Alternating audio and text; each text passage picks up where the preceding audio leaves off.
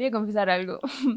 Solo llegué cuando, o sea, yo fui y dije, porque vi también que estaban dando conversatorios, ¿no? De esas experiencias y eso también sirve mucho si quieres hacer cine Ujú. y escuchar a las personas que ya lo están haciendo. Y cuando fui, todo estaba oscuro. Y Sí, ese día hubo corte de luz en todo el centro y la película estaba a 3 minutos de acabarse. O sea, faltaba muy poquito para que llegara el final y se apagaron las luces. Entonces entramos en crisis, o yo entré en crisis, y tuvimos que adelantar el conversatorio, pero después justamente de terminarlo, vuelve la luz y la gente así como en el mundial, sí, volvió, volvió, y ya pusimos la peli y pudieron terminar de verla. Ujú. claro, y yo vi el final gratis. Perdón. Literalmente. Bueno, yendo a lo más técnico del cine, ¿no? Ujú. Hubieron más cosas así imprevistas en lo que es el rodaje. Toda la película está llena de esas cosas. O sea, siempre hemos dicho que Revolución nunca nos la ha puesto fácil. Ni bien comenzábamos a grabar, el primer día de rodaje era un 13 de enero y cayó diluvio en Arequipa. Entonces se escuchaba cómo repiqueteaban las lágrimas en la ventana y se colaba con el audio. Ese día conectamos una luz que no sabíamos que tenía demasiada potencia, se bajó la luz de la casa entera, tuvimos que solucionarlo durante una hora, recién volver a retomar. Colocamos también lucecitas de como de Navidad para una decoración y esas luces se quemaron, casi comienza a incendiar el cuarto. Nos fuimos de viaje a Majes porque la película está grabada todo en Arequipa, pero tiene escenas en Camaná, en Majes, en el Pedregal. Y cuando fuimos a Majes, fuimos a grabar durante 5 días y al regreso, una de las chicas tenía un vuelo programado, así que nos estábamos apurando. Nos dimos cuenta que había paro de transportes y toda la carretera estaba así incendiada. No Mm. nos dejaba pasar, el conductor tuvo que hablar con los manifestantes para que nos dejen pasar. Tuvimos que ir por una carretera alterna donde casi morimos porque literalmente había una llanta que no pisaba tierra porque era casi como un precipicio al lado y tuvimos que construir un puente para volver a Arequipa realmente. Entonces, sí, la peli ha estado cargada de... Estás traumada ahorita, como que, ¿qué, ¿Qué? qué pasó? Por mal no lo Pasó de sé. todo, pasó de todo. La pandemia. Ay, ¿cómo fue grabar en pandemia? El 2020 no pudimos salir de nuestras casas porque casi todos teníamos personas mayores conviviendo con nosotros, entonces era muy irresponsable hacerlo. Así que tuvimos que esperar a que nos vacunaran y cuando vacunaron a nuestras familias, grabamos con equipo mínimo. Alquilamos un Airbnb, regrabamos las últimas pequeñas escenas que nos faltaban y comenzamos a editar. Ujú. Mm, en los procesos de grabación, escuché también en el conversatorio que regrabaron algunas escenas y otras así porque no les gustaba Ujú. Eso fue en el proceso de después de la pandemia. después de la Sí, pandemia. pero Antes, regrabamos esas escenas. antes como dijiste, con tu idea empezaste como que hay que subirlo a YouTube, como, bueno, algunas pensábamos, dijo, no, Ujú, y se hace viral y ujú. luego nos, nos apoyan y hacemos, ¿no? ¿Cómo fue? O sea, ¿cómo fue el principio, el principio, el En principio? ese momento no existía lo de viralidad como ahora, o sea, solo era popular y ya. Así que nuestro punto era, sí, subirlo a YouTube, pasarlo a gente que por ahí le interesara la película, que la vieran y tal, pero no aspirábamos a nada más, ¿no? Y cuando comenzamos a grabarla y ver los resultados, poníamos play así de wow, ha quedado chévere, mira la luz, mira que bien actúa, esta parte, tal. Entonces nos comenzamos a dar cuenta que el proyecto tenía potencial. Y en enero y febrero grabamos esa primera parte, pero desde agosto hasta el fin de año del 2019 volvimos a regrabar toda la película y nos dimos cuenta pues que el 70% de la peli.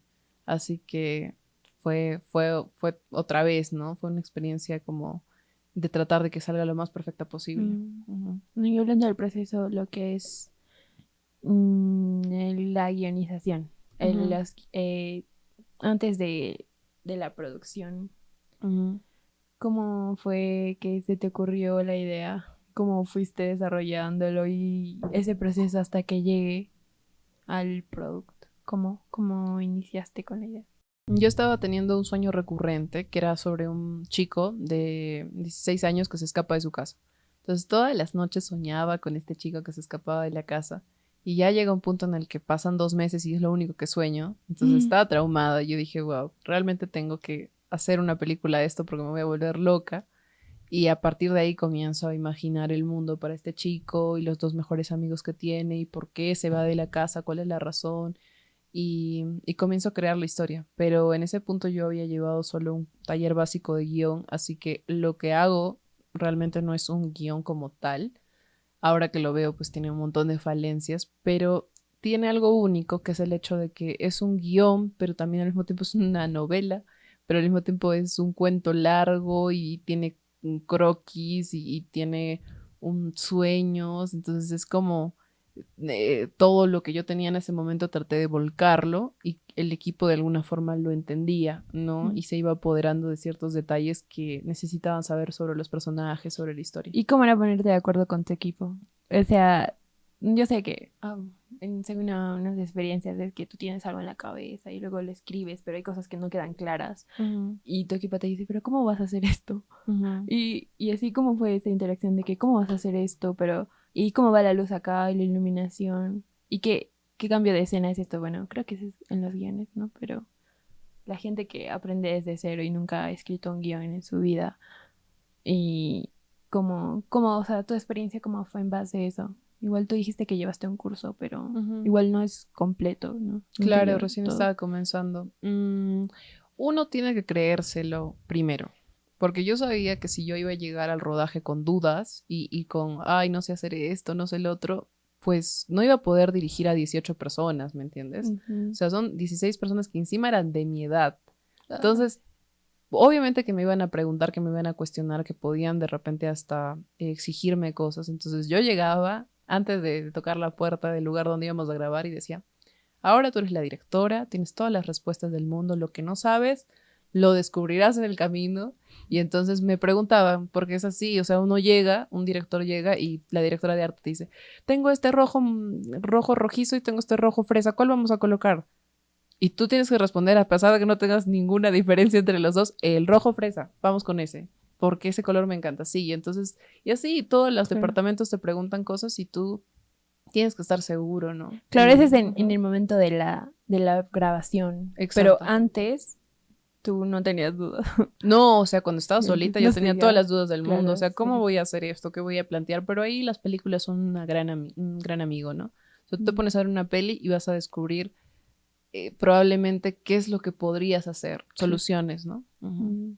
Y en eso de ponerte, ¿hubieron conflictos a la hora de la grabación? O sea, a la hora de lo anterior, ¿no? Siempre ¿Quién cuando se no se quedaba ponen de con la acuerdo. última pizza? Ese podía ser el conflicto mayor. Después, no, por suerte, o sea, hubieron por ahí, de repente, es que cuando tú estás grabando hay mucho ego, Ah, como el sí. arte, pues, ¿no? Entonces tienes 16 egos en un rodaje tratando de competir, pero lo bonito es que nosotros hacíamos en la mayor parte del tiempo lo que mejor resultaba para la película. Entonces teníamos que dejar nuestro ego de lado y decir, ya, ¿qué le conviene más a la película? E íbamos por ese camino. Eso era guiados por nuestra intuición, ¿no? Esto era lo que realmente nos iba a llevar a buen puerto y lo hacíamos de esa forma. Pero más allá de conflictos, no, por suerte fue un equipo muy lindo que supo entregar todo, todo de sí para, para la película. Igual Y también parte de la tarea del director creo que es manejar al equipo, ¿no? el Que ritmo, el la ritmo. atmósfera, claro, tú no puedes tener a dos actores peleados. Seguramente habrá casos en los que sí, pero Sí, sí. yo necesitaba que se eliminen las perezas antes de grabar, ¿no? Que todos estemos en armonía, porque si no nos volvíamos locos, nos íbamos de las manos y todo salía de control, un caos completo, ¿no? Ajá. Y tu equipo, el director de cámara y eso, de ponerse de acuerdo. Ujú. ¿Cómo lo hacías, no? Con Raúl habíamos estado grabando desde un año y medio antes, cosas Mm, que no eran obviamente cortometrajes, sino eran pequeños videos. Y lo que sucedía era una especie de magia, la magia del cine, porque ujú. yo iniciaba una oración y él la terminaba. O yo le decía, Raúl, hagamos, vamos a hacer exactamente, hagamos eso. Era como que completábamos nuestras frases, entendía perfectamente qué era lo que yo quería. Y si es que no le parecía correcto, me lo decía, porque Raúl es muy sincero y me hacía saber que no le parecía eso. Y al final sí, era defender el producto sobre todo, ¿no? O sea, necesitábamos que la película quede bien y por suerte nuestra comunicación en el cine, en el momento de grabar, era muy fluida, ¿no? ¿Y Ujú. cómo es el...? Tú también estuviste involucrada en la producción, ¿no? En realidad, todos hicieron un poco de algo, ¿no? Con... Sí, o sea, normalmente una película pues cuenta con más de 200 personas, 300 personas, dependiendo de qué tan grande sea la producción, el presupuesto. En nuestro caso era 16 personas que tenían que hacerse 1000 en ese momento, entonces todos terminamos inevitablemente haciendo más cosas, ¿no? Todos se Sí, involucraron. Sí. la productora tuvo que hacer asistencia de dirección y también tuvo que ayudar en arte y también actuó en la película como extra, secundario. Todos teníamos que apoyar en todas las áreas que pudiéramos colaborar, que tuviéramos alguna interferencia, ¿no? Ujú. Ustedes hicieron por su cuenta la película, pero recién recibieron apoyo en la distribución, ¿no? Ujú. ¿Y cómo fue sentirse solos así, haciendo? Bueno, claro, hasta tenían entre ustedes, pero así cuando la producción requería cosas materiales y así, ¿cómo lo solucionaban? Sí, hay personas que escriben a veces al Facebook de Revolución, muy mala onda ellos, pero colocan, ¿no? Em, sí, ustedes dicen que lo hicieron solos, pero ahí aparece un logo del ministerio. Mm, Y a mí me gustaría explicarles a ellos que realmente nosotros hicimos la película con nuestros ahorros, con canjes, porque no teníamos los recursos pues para pagar una producción enorme. Así que si tocábamos la puerta de una marca y le decíamos, oye, ¿quieres ser nuestro auspicio? El auspicio nos decía, ¿ustedes van a hacer una película? 16 jóvenes de 20 años promedio. Sí, claro, cómo no. Pero le decíamos, bueno, ya, no nos auspicies, hagamos un canje. Tú me das esta locación, tal día que lo necesito, me regalas 2 hamburguesas para la escena y a cambio nosotros te vamos a hacer un video publicitario, porque sí sabíamos hacer publicidad. mm, Entonces decían, ya, ok, y les grabamos el video y así, o sea, era un chambón, porque encima de hacer la película teníamos que hacer todos los videos para los canjes que teníamos, mm. ¿no? Muy pocas personas confiaron en nosotros, solamente 2 hoteles, de hecho, que fueron los que nos proporcionaron y dijeron, a ver, vamos a decidir confiar, ¿no? Pero lo demás sí, o sea, era autogestión absoluta, desde el anillo que iba a llevar Mariana. Tuvimos, por ejemplo, que buscar alrededor de 20 muñecas de porcelana. Eso lo hizo la productora. Se recorrió toda Arequipa porque tú no ibas a ir a La Cachina o a cualquier lugar a comprar 20 muñecas, iba a Sí. salir todo el presupuesto de la peli. Entonces la productora se fue a Pau Carpata, Alto Selva Alegre, a Uchumayo, donde fuera necesario para que alguien le prestara una muñeca y traer las 20 muñecas para grabar, ¿no? O sea, es Wow. así, es tal cual. Wow. Entonces, para las personas que no saben, Mm. ustedes hicieron la película con sus ahorros, con sus... Sí, el premio del ministerio llegó cuando la película ya estaba exportada final, la versión todo, o sea, llegan, ven la película y lo que iba a pasar sí es que la película se iba a poder distribuir según lo que podíamos nosotros, ¿no? O sea, probablemente si es que no hubiéramos ganado el premio, le íbamos a poder exhibir en algunos teatros de la ciudad y por ahí, si es que alguien nos invitaba y cubría los gastos que implica exhibirla en otra región, pues íbamos a otra región, ¿no? Pero después la peli pues no iba a tener el futuro que tiene ahora. El premio del ministerio hace que la peli no se quede en un cajón, sino que pueda ver todo el Perú, que pueda Ujú, tener oportunidades de verse en el extranjero, ¿no? Eso es lo claro. que hace. Es de la Ujú. postproducción. Exacto. Y en lo que dices de que se vaya a otras ciudades, pero aquí fue cuando se estrenó. Este fue el estreno en Arequipa, donde se grabó, ¿no? ¿Y cómo fue grabar en Arequipa?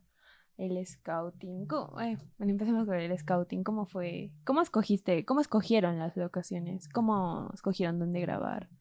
Nosotros, o sea, vivimos acá, así que conocemos un montón de lugares. A mí me gusta, siempre trato de que cuando voy en combi y estoy viendo, pues, por la ventana, trato de hacer scouting, ¿no?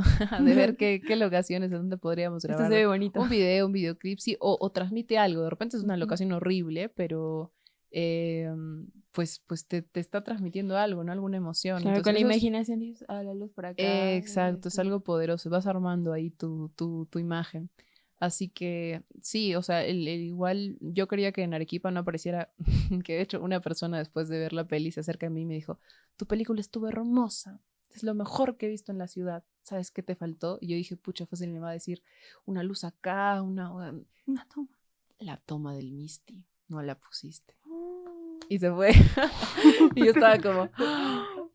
Era lo que yo no quería. Yo no quería que apareciera una picantería, que nunca se viera el Misty. Yo, o sea, yo quería que la cámara le diera la espalda. Literalmente en el Puente de Fierro, lo que podíamos hacer era grabar el Misty durante 3 minutos. Y, o sea, el director de foto y yo estábamos de acuerdo con que lo turístico de Arequipa no se iba a mostrar en nuestra película porque nosotros vemos belleza en los lugares urbanos, ¿no? En las calles, en nuestros callejones, en algunos parques, en algunos puentes. Entonces, era encontrar eso, ¿no? Estar siempre abiertos Pero no te a ver. arrepentiste por no poner tu Misty. No, no, o sea, yo me voy a morir en mi ley.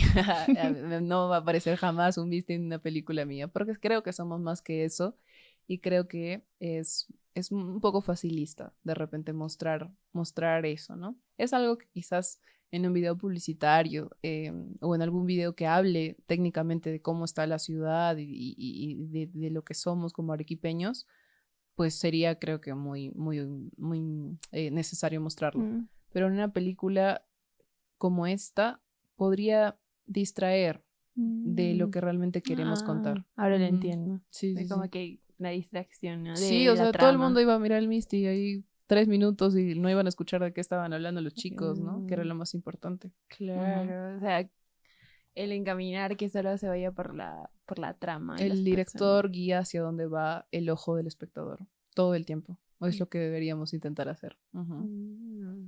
Ahora lo entiendo. Y después, ¿qué iba a hacer? Scouting. Los actores. ¿Cómo fue el proceso de escoger actores? Escuché un poco de eso en el conversatorio. Teo. ¿Quién más? Está Luis Luis Arroyo, Arroyo. Imanol Rivera y Andrea Marla. Ellos son los protagonistas de la peli. Nosotros hicimos un casting en una agencia de modelaje para niños porque nos dieron ese espacio para poder hacerlo y llegaron 100 niños y llegaron 10 adolescentes. Nosotros necesitábamos 3 protagonistas adolescentes, pero yo hice mal el perfil, no sabíamos lo que estábamos haciendo exactamente. Así que encontrarlos realmente fue un acto de suerte. Otra vez, la magia del cine. Porque, de hecho, yo quería que fuera una persona diferente el protagonista y terminó siendo su hermano, porque el hermano estaba mucho más presto a poder interpretar el papel y realmente lo quería, ¿no? Entonces, las otras 2 personas llegaron al casting con miedo, tímidos y tal. De hecho, ninguno creyó que iba a pasar. Así que cuando los llamamos fue una sorpresa. Pero yo recuerdo que los hice leer un monólogo de La La Land que a mí me gustaba un montón y, y me di cuenta ahí, ¿no? Lo que había dentro de ellos mismos. Al final se creó una dinámica muy linda. En las primeras escenas como que ni se tocaban, no estaban ahí como mirándose y tal, tenía miedo. Pero los mando ese primer fin de semana. Les dije, por favor, váyanse a un centro comercial, necesito que estén juntos, que sientan que son amigos. Se van ese fin de semana y ya cuando volvieron al rodaje del lunes, ya estaban más sueltos, ¿no? Ya se podían hacer bromas, ya se lanzaban ciertas cosas. Entonces, al final tuvimos que grabar un año casi, así que Inevitable. inevitablemente se hicieron amigos, literalmente, pues, ¿no? Tuvieron que hacerse amigos y eso creo que se distingue, eso es lo que sale de la pantalla y tú percibes que son amigos, ¿no? Claro, porque los personajes principales también son amigos. Sí, sí, sí. Y eso también ayuda a la actuación, ¿no? Exacto. Y el personaje principal, que dices que tuve que ser su hermana, ¿no? ¿Cómo fue? Siento que tu protagonista tuvo que ser algo más exhaustivo, algo más difícil, ¿no? ¿Cómo te diste cuenta aparte? Daniel, bueno, sí. Daniel es un personaje hiper impulsivo, así que lo que hizo el actor fue tratar de buscar las diferencias, las similitudes entre el actor, entre él mismo y el personaje. Y al final creo que hizo un trabajo bastante complicado, ¿no? Porque era tener que enfrentarte a un personaje que va a ser odiado cuando la gente ve la película. Algunos pocos lo comprenden, pero los demás dicen, ay, ¿por qué se porta así? ¿Por qué hace tal cosa? ¿No? Y creo que Imanol supo entender bien el motivo y supo darle esta humanidad al personaje y esta confusión y estos altercados que hay en su mente y el dolor que siente, la nostalgia porque ya no es un niño, ya tiene 16, pero él quiere que las cosas vuelvan a ser como antes, ¿no? Cuando su familia estaba unida, cuando tenía a sus 2 mejores amigos apoyándolo y estaba con su enamorada, porque pues en la peli ellos cortan, ¿no? Entonces, creo que todos estos sentimientos encontrados de sentir que tu vida se está derrumbando es un trabajo muy fuerte de interiorizar y él creo que lo logró. Aparte también con tu dirección, ¿no? Sí, éramos, o sea, es que es ir de la mano. Los dos juntos hasta el fin. No te voy a dejar caer porque tú estás haciendo que este personaje tenga vida, ¿no? Mm. Y en las grabaciones. Después, en la postproducción, creo que dijiste que tuvieron que grabar el audio de nuevo, ¿no? Ujú. Y eso fue porque... Cuando grabamos la película, no teníamos una persona designada especialista en sonido, obviamente. Mm. Y casi todos veníamos de la fotografía. Nos gusta mucho la fotografía y tal. Entonces todos estábamos concentrados en que la foto de la película salga bien y poder aportar. Y entonces, pero había solo una persona que de hecho pues no había hecho ningún curso de sonido ni nada antes, que tenía que apañársela para poder capturar el sonido de la película. Pero en muchos lugares donde había viento, donde llovía, donde las baterías no servían, pues la película no lograba capturarse bien. Así que cuando vimos la peli teníamos la opción uno de presentarlo así, tratar de por ahí algo del software y tal y arreglarlo, pero igual se iba a sentir, se iba a escuchar, o lanzarnos a un año completo doblando la película todos los fines de semana. ¿Y qué crees que hicimos? Lo segundo. Así que todo el 2021 fue para eso.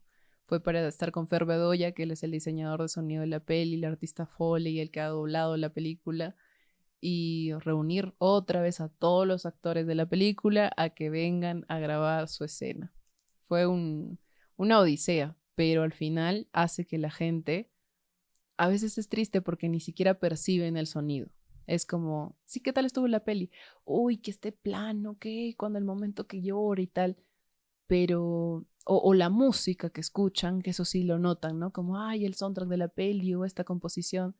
Pero muy pocos se dan cuenta de repente el diseño que hay atrás y cómo las voces se escuchan de cierta manera y tal.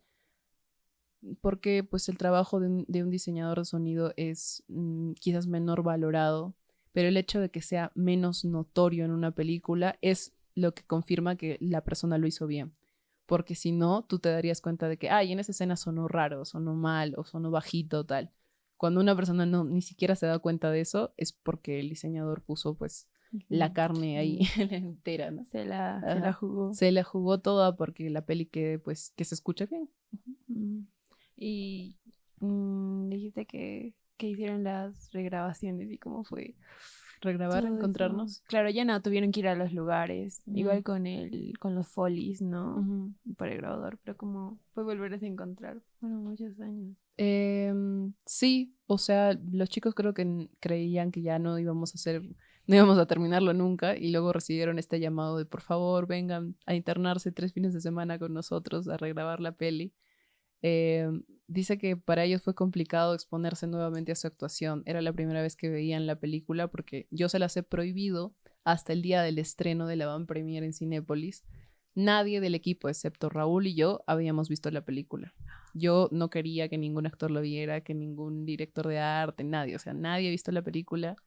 Y, y cuando llegaron ese día a la van premier se dieron este primer vistazo, ¿no? De lo que terminó siendo 4 años para ellos y viendo materializado, ¿no? El sueño que teníamos, ¿no? Hubieron lágrimas. Uy, hubieron bastantes lágrimas, más internas creo, de "Ay, esto yo lo hice, ¿no?". Ya sé. Yo vi que incluso cuando ya sabes, manejas, ya te sabes tú los diálogos de la película y cómo va Mm, todo eso. Y eso es algo que el público, la gente, pues no lo ve, solo ve la película, solo ve el trabajo ya hecho, igual que en una pintura, digamos. mm, Solo ven el trabajo ya hecho, pero no ven lo que hay detrás, que sí, es el trabajo. la postproducción, la grabación, todo lo que acabas de decir, ¿no? ¿Qué Mm. le podría decir a tus espectadores? ¿Sobre qué exactamente? Sobre el esfuerzo, todo lo que te llevó la película. Ah, bueno, creo que no hay muchas palabras porque hay personas que, más allá de las que ya hemos dicho, ¿no? De la historia de la película, Yo creo que al final la película tiene que defenderse sola y por ahí si es que ellos se quedan al conversatorio que tuvimos y que vamos a tener en otras regiones, pues conocerán un poco más del fondo, pero no sé si es tanto como explicarlo todo, más que contar anécdotas de lo que hubieron, ¿no? Ujú. Ya. Entonces nos despedimos con 2 partes. De verdad fue muy buena. Ya saben, inscríbanse en los talleres y vean la película.